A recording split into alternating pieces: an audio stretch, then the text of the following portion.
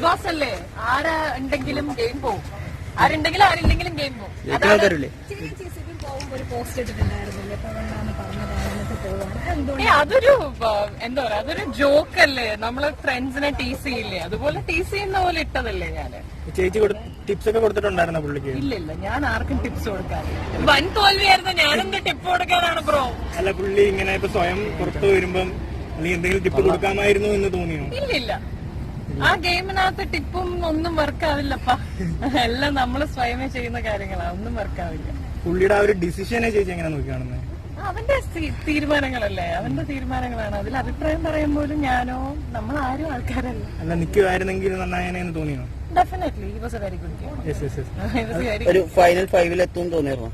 തീർച്ചയായിട്ടും. ശരിക്കും സിബിൻ കയറിയപ്പോഴല്ലേ കളി മാറിയത്? ശരിക്കും അല്ല, അവിടെ കളി നടക്കുന്നുണ്ടായിരുന്നു. സിബിൻ ഒരു ഡിഫറെന്റ് കൈൻഡ് ഓഫ് ഗെയിമാണ് അതിനകത്ത് കളിച്ചത്. അതെനിക്ക് തോന്നുന്നു ഇതുവരെ അങ്ങനെ ആരും ചെയ്തിട്ടില്ലാത്ത ഒരു ഡിഫറൻസ് ആണ്, വേണ്ട എല്ലാവർക്കും ഇഷ്ടപ്പെട്ടു. സിബിൻ ഇത്തിരി പവറിലോട്ട് വന്നപ്പോ ബിഗ് ബോസ് ഒന്ന് 9 കളിച്ച് തളർത്തിയതാണെന്ന് തോന്നുന്നു. No comments. അപ്പൊ ശരി, ചേച്ചി ഒരു വൈൽഡ് കാർഡ് എൻട്രിയുടെ സാധ്യത ഉണ്ടോ സിബിന്?